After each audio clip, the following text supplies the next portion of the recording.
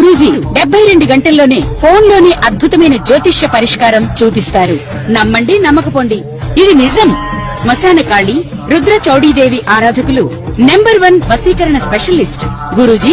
మనిషి పుట్టుక నుండి చనిపోయే వరకు వచ్చే అన్ని క్లిష్టమైన సమస్యలకు పరిష్కారం ఇక్కడ లభిస్తుంది. విద్య, ఉద్యోగం, వ్యవహారం, స్త్రీ ప్రేమ, పెళ్లి, సంతానం, స్త్రీ పురుష వశీకరణం, భూవశం, భార్యాభర్తల కలహాలు, కోర్టు సమస్యలు, విడాకుల సమస్యలు, చేతబడి, అప్పుల బాధ, ఇంకా మీకు ఎలాంటి సమస్యలు ఉన్నా 72 గంటల్లోనే శాశ్వత పరిష్కారం చేయబడి. గురు బ్రహ్మ గురుర్విష్ణు గురుర్దేవో మహేశ్వర గురు సాక్షాత్ పరబ్రహ్మ తస్మై శ్రీ గురువే నమః. జ్యోతిషాభిమానులందరికీ నమస్కారం. శ్రీ పరాభవ నామ సంవత్సరం ఉగాది పండుగ శుభాకాంక్షలతో 2026 మార్చి నెల 19వ తారీఖు గురువారం రోజు మనకు తెలుగు సంవత్సరం ప్రారంభమవుతోంది. ఈ తెలుగు సంవత్సరాలు 60 సంవత్సరాలు మనకున్నాయి. ఈ 60 సంవత్సరాలకి కూడా తెలుగు 60 పేర్లు పెట్టడం జరిగింది. ప్రభవ నుంచి అక్షయ వరకు 60 పేర్లు మనకు ఈ తెలుగు సంవత్సరాలకు ఉన్నాయి. ఈ 2026 మార్చి 19వ తారీఖు గురువారం రోజు వస్తున్నటువంటి ఈ తెలుగు సంవత్సరానికి, ఈ ఉగాది పండుగకు శ్రీ పరాభవ నామ సంవత్సరం అని పేరు పెట్టడం జరిగింది. ఈ 60 సంవత్సరాలలో ఈ పరాభవ నామ సంవత్సరం 40వ సంఖ్య. ఇప్పుడు గతంలో శ్రీ విశ్వావసు నామ సంవత్సరం అయిపోయింది కదా గత ఏడాది, దాని సంఖ్య 39. ఇక 2027 ఏప్రిల్ నెల 6వ తారీఖున మరొక ఉగాది పండుగ రాబోతుంది. దీని తర్వాత పరాభవ నామ సంవత్సరం తర్వాత ఆ ఉగాది పండుగ, ఆ సంవత్సరం పేరు శ్రీ ప్లవంగ నామ సంవత్సరం. అది 41వ సంవత్సరం. ఇప్పుడు వస్తున్నటువంటి ఈ మార్చి 19వ తారీఖు వస్తున్నటువంటి ఈ ఉగాది పండుగ, ఈ తెలుగు సంవత్సరం పేరు శ్రీ పరాభవ నామ సంవత్సరం. ఈ పరాభవ నామ సంవత్సరం అన్న పదానికి అర్థం ఏంటంటే పెద్ద ఓటమి, పెద్ద అపజయము అని అర్థం. ఎవరికి అపజయము? ఇద్దరు శత్రువులు ఉన్నారనుకోండి, అందులో ఒకరు ఓటమిని పాలవుతారు. అయితే ఈ సంవత్సరము అందరూ ఓటమి పాలయ్యేటువంటి అవకాశం ఉంటుంది. రాజకీయ నాయకులు కానీ, రాజకీయ పార్టీలు కానీ, వ్యాపారవేత్తలు కానీ, మనుష్యులు కానీ, ఎవరైనా సరే ఓటమి పాలు, పరాజయం, అపజయాలు ఎక్కువ అవుతూ ఉంటాయి. ఓటమి రుచి చూడాల్సి ఉంటుంది ఈ సంవత్సరము అని దీనికి అర్థం. అయితే మన పెద్దవాళ్ళు కేవలం అటువంటి సాధారణమైనటువంటి అర్థంతో ఈ పరాభవ నామ సంవత్సరాన్ని ఆ పేరు పెట్టలేదు. మనలో ఉన్నటువంటి అంతఃశత్రువులు ఏవైతే ఉన్నాయో, కామ, క్రోధ, మోహ, మద, లోభ, మదమాశ్చర్యాలు అనేటువంటివి ఏవైతే ఉన్నాయో, ఈ 6 అరిషడ్ వర్గాలను, ఈ అంతఃశత్రువులైనటువంటి ఈ కామము, మోహము, మదము, అసూయ, క్రోధము, ద్వేషము, ఇవి ఏవైతే ఉన్నాయో వీటిని ఓడించాలి. వాటికి ఓటమి పాలు. అంటే మనిషి నిగర్విగా, నిజాయితీగా, మంచి మనిషిగా ఎదగాలి. ఈ చెడు ఓటమి పాలు కావాలి. ఈ చెడు లక్షణాలను మనం ఓడించాలి అన్నటువంటి ఒక సదుద్దేశంతో, ఒక పరమార్థాన్ని ఈ పండగ పేరుగా, ఈ సంవత్సరం పేరుగా మన పెద్దలు చెప్పడం జరిగింది. ఈ సంవత్సరం మనకు నవగ్రహాలలో దేవగురువు అయినటువంటి బృహస్పతి గురువు జూన్ నెల 2వ తారీఖు వరకు మిథున రాశిలో ఉండి, జూన్ నెల 2వ తారీఖున ఉదయం పూట 6 గంటలకంతా ఆయన కర్కాటక రాశిలోనికి ప్రవేశిస్తాడు. సో గురువు మిథున రాశి నుంచి కర్కాటక రాశిలోనికి ప్రవేశిస్తాడు. ఆ తర్వాత ఆయన కర్కాటక రాశిలోనే ఈ రాబోయే తెలుగు సంవత్సరం 2027 ఏప్రిల్ 6 వరకు ఆయన కర్కాటక రాశిలో సంచరిస్తాడు. నవంబరు, డిసెంబర్ మాసాల్లో ఆయన ముందుకు వెళ్ళి మళ్ళీ తిరిగి కర్కాటక రాశిలోనికి వస్తాడు. ఒక 2 నెలల కాలంలో ఇలాంటి చిన్న మార్పు జరుగుతుంది. అంతకుమించి గురువు జూన్ వరకు మిథున రాశిలో, జూన్ 2 తర్వాత కర్కాటక రాశిలోనే ప్రధానంగా ఆయన సంచారం ఉంటుంది.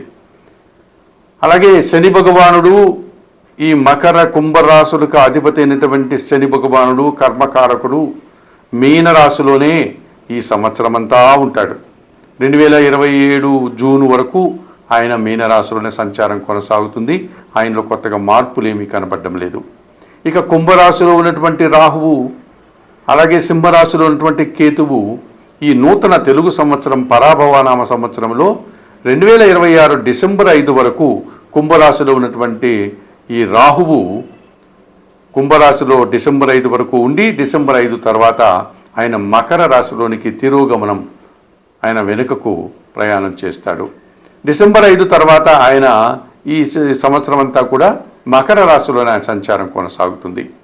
అలాగే సింహరాశిలో ఉన్నటువంటి కేతువు ఈ 2026 డిసెంబర్ 5వ తారీఖు వరకు సింహరాశిలో ఉండి ఆ తర్వాత ఆయన డిసెంబర్ 5 నుంచి కర్కాటక రాశిలోనికి ప్రయాణం చేస్తాడు.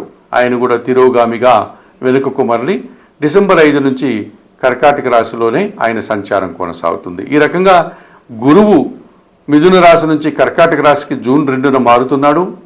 రాహుకేతువులు ఇద్దరు కూడా డిసెంబర్ 5 తర్వాత రాహు కుంభరాశి నుంచి మకర రాశిలోనికి, కేతువు సింహరాశి నుంచి కర్కాటక రాశిలోనికి వెళ్ళేటువంటి ప్రభావం కనిపిస్తుంది. ఇక ఈ సంవత్సరము వర్షాలు బాగా పడుతాయి, పంటలు బాగా పండుతాయి, మంచి వాతావరణం ఉంటుంది. ఇక మనం 12 రాశుల గురించి మాట్లాడుకునేటప్పుడు ముందుగా మేషరాశి వారు ఎంతవరకు శ్రీ పరాభవనామ సంవత్సరంలో మీనరాశి వారి యొక్క వార్షిక ఫలితాలు. మనం మీనరాశి గురించి మాట్లాడుకునేటప్పుడు పూర్వాభాద్ర నక్షత్రం 4వ పాదం వారు అనగా ఒక పాదం, ఉత్తరాభాద్ర నక్షత్రం 1, 2, 3, 4 పాదాల వారు, రేవతి నక్షత్రం 1, 2, 3, 4 పాదాల వారు అనగా మొత్తం 9 నక్షత్ర పాదాల వారు మీనరాశి వారు. ఈ మీనరాశి వారికి శ్రీ పరాభవనామ సంవత్సరంలో ఆదాయం 14, వ్యయం 11, రాజ్యపూజ్యం 7, అవమానం 2గా చెప్పడం జరిగింది. ఈ సంవత్సరం మీనరాశి వారికి మంచి ఫలితాలు, మంచి లాభాలు, అవకాశాలు వచ్చే పరిస్థితి కనిపిస్తుంది. జన్మరాశ్యాధిపతి దశమాధిపతి అయినటువంటి గురువు ఈ సంవత్సరం 4వ భావంలోను 5వ భావంలో ఈ సంవత్సరం అంతా అనుకూలిస్తున్నాడు. 4వ భావంలో జూన్ 2 వరకు గురువు సంచరించే కాలంలో వృత్తి, ఉద్యోగ, వ్యాపారాల్లో అభివృద్ధి, కుటుంబంలో సంతోషకర వాతావరణం, శుభ కార్యక్రమాలు, విద్యార్థులు మంచి ఫలితాలను అందుకునే పరిస్థితి కనిపిస్తుంది. జూన్ 2 తర్వాత 5వ భావంలోనికి వెళ్ళడం వల్ల సంతానం విషయంలో అభివృద్ధి, సంతానం ఆరోగ్యంగా ఉంటారు, మీ ఆలోచనలు కలిసి వస్తాయి. అలాగే మీరు కూడా మంచి పరిస్థితులను, మంచి అవకాశాలను అందిపుచ్చుకుంటారు. విద్యార్థులకు మంచి ఫలితాలు వస్తాయి. ఈ సంవత్సరం గురువు మీకు పూర్తిగా సహకరిస్తున్నాడు. ఇక లాభ వ్యయాధిపతి అయినటువంటి శని భగవానుడు జన్మరాశిలో సంచరిస్తూ పూర్తిగా వ్యతిరేక ఫలితాలను ఇస్తాడు. సోమరితనం వల్ల కొన్ని పనులు వాయిదా వేస్తారు. వృత్తి, ఉద్యోగ, వ్యాపారంలో పనిభారం పెరిగిపోతుంది, శ్రమ అధికమవుతుంది, ఖర్చులు పెరిగేటువంటి సూచన కనిపిస్తుంది. ఇక 2026 డిసెంబర్ 5 వరకు లాభములో మకర రాశిలో రాహు సంచారం మీకు మరింతగా మంచి ఫలితాలను ఇస్తుంది. మరి డిసెంబర్ 5 వరకు అదే రాహు వ్యయంలో సంచరిస్తూ దుబారా ఖర్చులు, దుబారా ఆలోచనలు, విదేశీ వ్యవహారాలు ప్రతికూలంగా ఇచ్చేటువంటి వాతావరణం ఉంది. డిసెంబర్ 5 వరకు షష్టమంలో సింహరాశిలో కేతు సంచారం మీకు మరింతగా మంచి ఫలితాలను అందిస్తుంది. కొన్ని రుణాలు తీర్చుకుంటారు, అనారోగ్యం నుంచి బయటపడతారు. రిపీట్, మీనరాశి వారికి డిసెంబర్ 5 వరకు సింహరాశిలో కేతు సంచారం షష్టమ భావంలో ఉంది కనుక మీరు కొన్ని రుణాలను, అప్పులను తీర్చుకుంటారు. అనారోగ్యం నుంచి బయటపడి ఆరోగ్యవంతులు అవుతారు. శత్రులు సైతం మిత్రులుగా మారడానికి మీకు అనుకూల వాతావరణం కనిపిస్తుంది.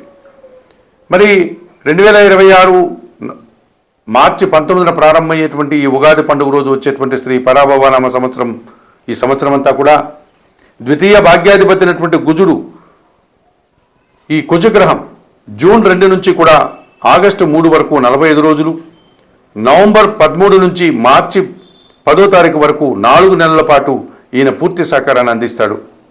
స్థిరాస్తుల్ని పెంచుకుంటారు, నూతన గృహం కొనుగోలు చేస్తారు, భూములు కొంటారు, వాహనాలు కొంటారు. అలాగే షష్టాధిపతి అయినటువంటి సూర్య భగవానుడు 2026 మే 16 నుంచి జూన్ 16 వరకు తృతీయ భావంలో 1 నెల రోజులు, 2026 ఆగస్టు 18 నుంచి సెప్టెంబర్ 18 వరకు షష్టమ భావంలో 1 నెల రోజులు, 2026 డిసెంబర్ 17 నుంచి 2027 ఫిబ్రవరి 17 వరకు 2 నెలల పాటు సూర్య భగవానుడు మీకు అనుకూలంగా ఉన్నాడు. నూతన ఉద్యోగాలు కానీ, ఉన్న ఉద్యోగంలో పదోన్నతులు కానీ, రాజకీయ నాయకులకు అవకాశాలు కానీ, పోటీ ప్రపంచంలో మీదైనటువంటి శైలిలో విజయాలను కానీ అందుకుని వృత్తి, ఉద్యోగ, వ్యాపారాల్లో మంచి అభివృద్ధిని, ఆదాయాన్ని అందుకుంటారు మీనరాశి వారు. మరి మీనరాశి వారు జన్మశని దోషం ఉంది కనుక శనేశ్వర దర్శనం, లేకపోతే ఈశ్వరునికి ప్రతి శనివారం పాలాభిషేకం నిర్వర్తించండి. గోవులకి వయోవృద్ధులకు ఆహార పానీయాలు అందించండి. ఈ రకంగా చేయడం వల్ల మీరు జన్మశని దోషం నుంచి బయటపడతారు. అలాగే డిసెంబర్ 5 వరకు రాహు పనిలో ఉన్నాడు కనుక కనకదుర్గాదేవిని దర్శించండి. అమ్మవారికి ఎర్రటి పూలమాలను సమర్పించండి. ఈ రాహు దోషం నుంచి మీరు బయటపడతారు. డిసెంబర్ 5 తర్వాత కర్కాటక రాశిలో కేతువు సంచరిస్తున్నాడు. నిరాశ నిస్పృహలు వెంటబడతాయి. నిత్య గణపతి ఆరాధన చేయండి. డిసెంబర్ 5 తర్వాత మీనరాశి వారు ఈ చెప్పినటువంటి పరిహారాలు నిర్వర్తించుకోవడం వల్ల మీనరాశి వారు ఈ నూతన తెలుగు సంవత్సరం పరాభవన సంవత్సరంలో మరింతగా మంచి ఫలితాలను పొందగలుగుతారు. చెప్పే ప్రతి పరిహారాన్ని స్వీకరిస్తూ, చెప్పిన పరిహారాన్ని ఆచరిస్తూ, జ్యోతిషాభిమానులైనటువంటి మీరందరూ కూడా ఈ నూతన తెలుగు సంవత్సరంలో మరింతగా మంచి అభివృద్ధిని పొందాలని, ఆయురారోగ్యాలతో ఆర్థికాభివృద్ధిని పొందాలని మనస్ఫూర్తిగా కోరుకుంటూ మరొక్కసారి ఉగాది పండుగ శ్రీ పరాభవనామ సంవత్సరం శుభాకాంక్షలు తెలియజేస్తూ సర్వే జనా సుఖినో భవంతు.